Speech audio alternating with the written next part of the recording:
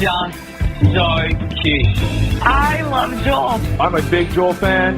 Canada loves you. Your house guests love you. Did a great job. It's okay to be a little weird because we all have our weird quirks and stuff. And Joel's the best. Joel, you're the winner, and I will shout loudest. Don't you worry.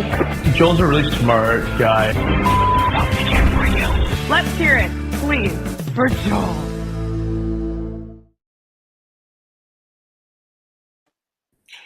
What's going on, everybody? Joel here with a special edition of Random Rapid Fire, the game show where I test celebrities' knowledge about a selection of random things that they should being the operative word, be very familiar with. Today's contestant is none other than former Vancouver law student, Braden Lauer. Braden, how's it going? It's going good, Joel. I'm excited to be here, excited to finally chat with you in person, and I don't really know what I'm getting myself into, so. Well, before we get into what exactly you're getting yourself into, tell the folks at home a little bit about yourself. How do people know you?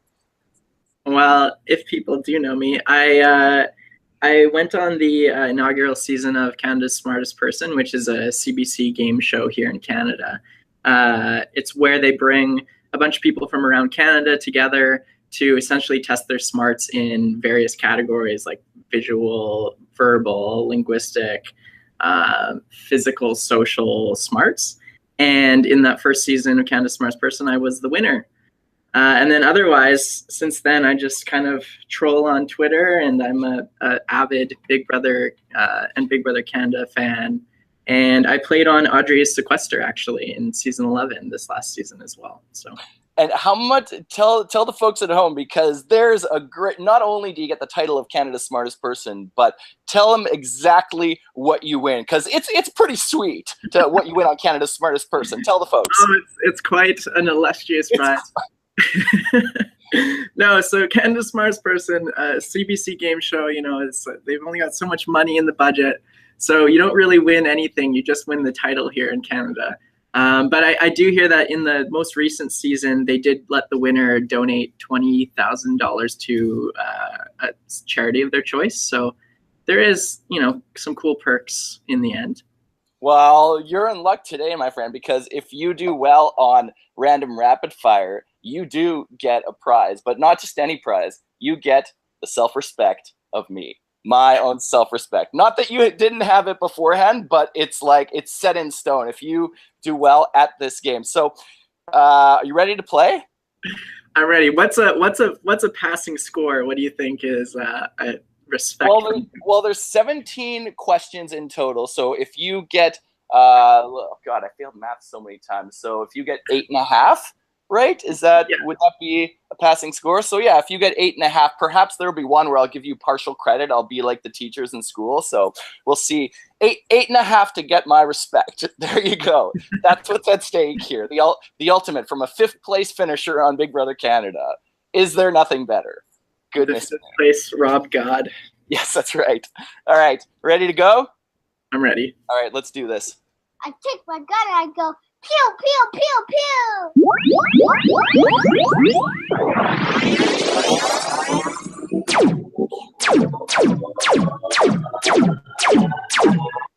All right.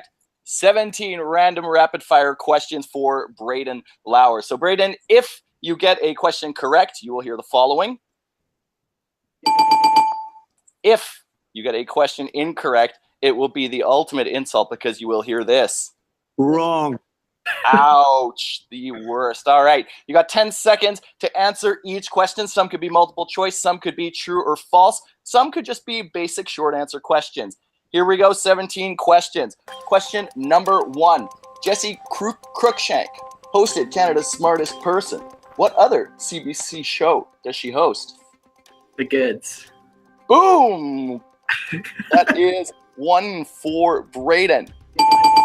All right, question number 2.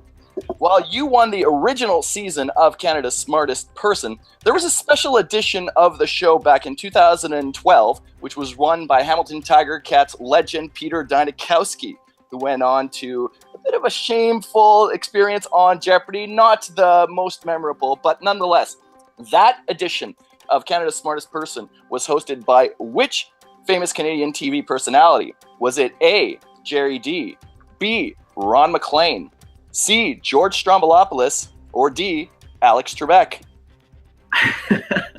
It was Jerry D. A. Boom, 2 out of 2. All right, on a roll. Question number 3. Canada's smartest person is based on the theory of multiple intelligence set forth in the book Frames of Mind.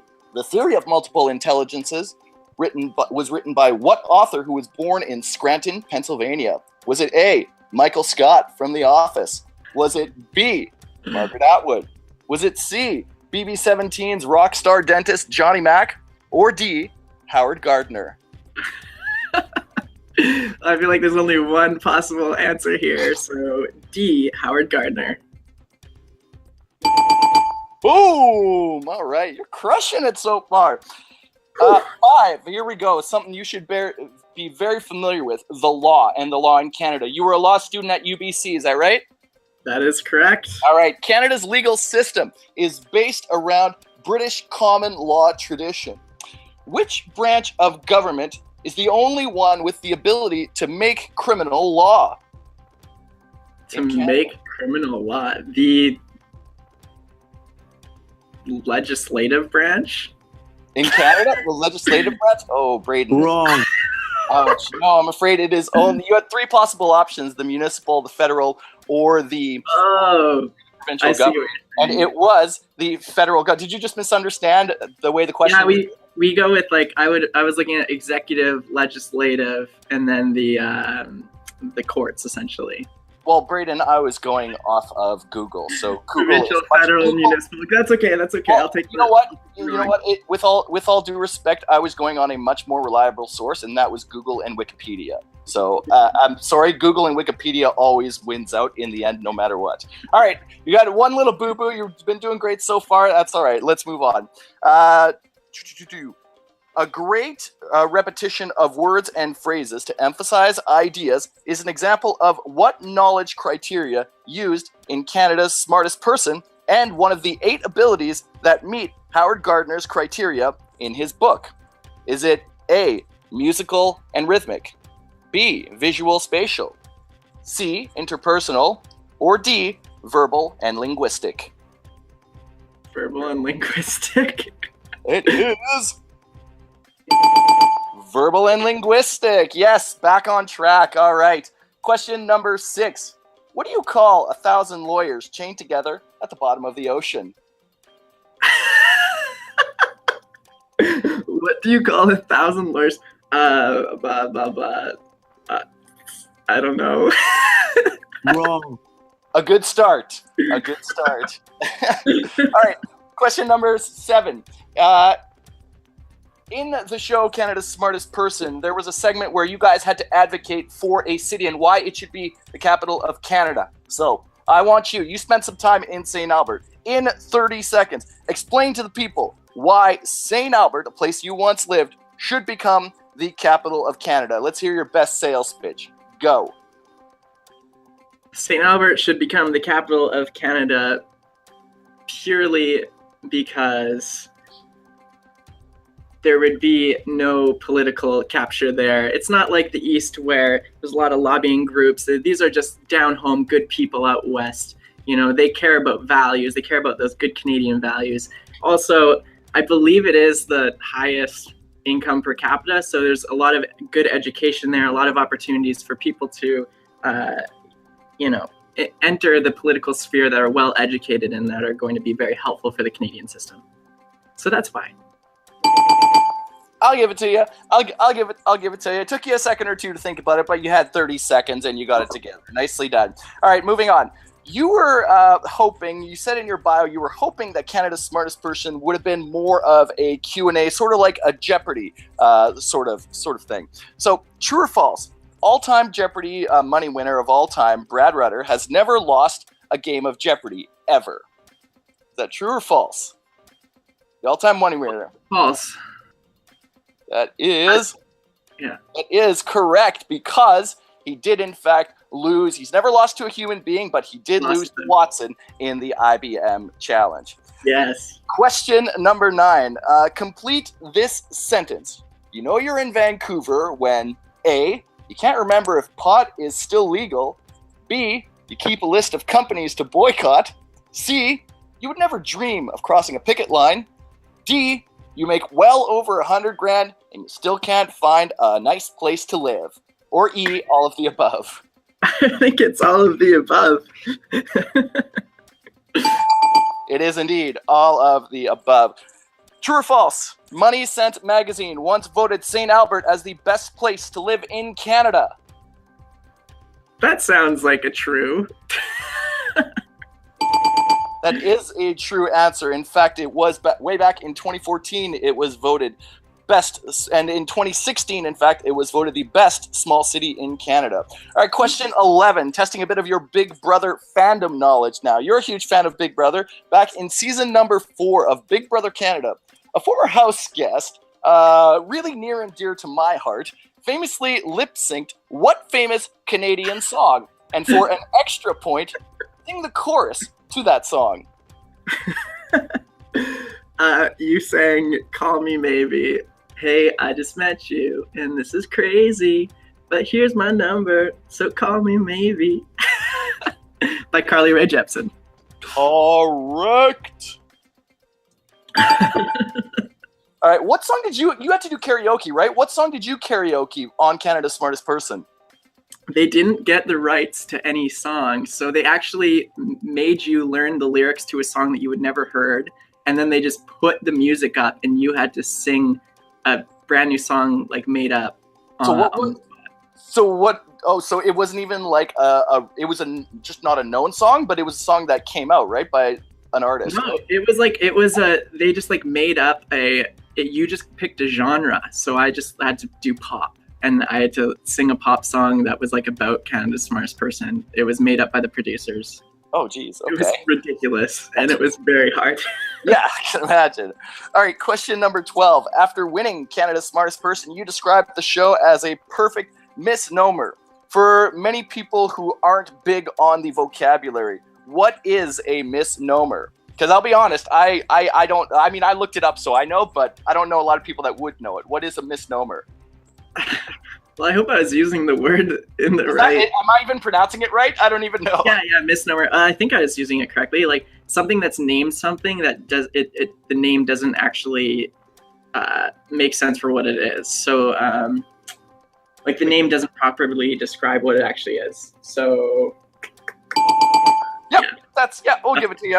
Wrong, or I think the official Wikipedia definition is a wrong or inaccurate name designation. So essentially, kind of like false advertising. You look at it and you think it's something. I thought it was like initially. I thought it was like, okay, some gnomes were placed in the wrong place, or if gnomes make a mistake, it might have been that. But anyway.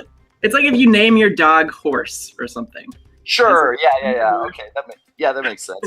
Question 10. This is going way back in Big Brother history. Big Brother 10 brought us perhaps one of the greatest ever house guests to play the game in Dan Giesling. He was famously called out by the season's grandfather, Jerry, during a veto ceremony that year. He said, "Dan, you will always be who in my household? A, George Stephanopoulos, B, Judas. Will, C, Samson, or D, Judas." And you already said it before it was even done, so it is, in fact, Judas. Yes, indeed. All right. Moving on, you're killing this. Question number 14. True or false? William Shatner was a really good lawyer in Boston Legal. I don't know. False? I don't watch that show. Yeah, we'll give it to you. I got a feeling that he wasn't a really good. It's William Shatner, for crying out loud. Like, do we actually ever take anything that he says seriously, for God's sakes? No, probably not. Question 15, true or false? Your inspiration for wanting to get into law was because of John Grisham. I don't even know what I said. Let's go with... No, we're going to go with wrong on this one just because I want to hear Donald Trump say wrong a few times. I was hoping you would get a few more wrong answers, but you're doing way better than some of the people I've had on this show before. So we'll give it. We'll give you a wrong one. We got it. You got a few flaws, man. Can't even Canada's smartest person can't know everything. Question number 16, or 2 more left. The reason that I told Arissa Cox I voted to evict Jared in the final 7 was what reason that I gave in the diary room when I cast my vote to evict? Was it A, for breaking the birthday code because me and him shared the same birthday? Was it B, because the house only had room for 2 Winnipeg Blue Bomber fans, myself and Cassandra? Was it C, because it was my version of Revenge of the Nerds and for no other reason? Or D, I felt that he could use a little bit of Sudafed medication. Wow, that's actually really hard. I think it was the birthday code, but I don't know. It was for breaking the birthday code because I told him he owed it to the birthday gods to use the veto on me when it was me up against Mitch. He guaranteed me his vote, but I had no other reason, and I wanted to kind of make a fun little show of it at that point. So that was the reason that I gave Arissa for evicting Jared just before that double eviction. Final question for you, Braden. How many lawyer jokes are in existence? Is it A, 1, B, 2, C, 3, or D, 4? The answer is none of the above because there's so many. I hear them every day. Wrong. And no, I'm afraid not, Braden. The answer is C3 because all the rest are true stories. And ironically enough, you did very well. You got 3 questions wrong, so you passed. So you have earned, my friend, Joel's self-respect. Congratulations on that. Braden, thank you so much for playing along. For people who want to check out what's going on with Braden Lauer, how can they do so? oh my gosh. I guess the easiest way is you can look me up on Twitter, and I will tell you my Twitter handle. It is Braden with a B. Okay. And are you going to be watching Canada's Smartest Junior coming up? Are you going to have any involvement with that, or just watching it sort of as a fan? You might see me on some of the promotional materials. They reach out to me to tape a few things, but otherwise I'll just be following along and tweeting. I'll usually just troll whatever's going on, a few jokes here and there. So, all right. Well, if you guys want to troll myself or Braden when you take a look at this video, feel free to give a thumbs down. But if you like it, and I really hope you like it, give it a thumbs up in the rating section below. And feel free to leave some comments and suggestions in the future, guys. And stay tuned. Let me know what other contestants you would like to have onto this. Braden, congratulations. And thank you, everybody, for tuning in. We will talk to you guys again soon. Toodles.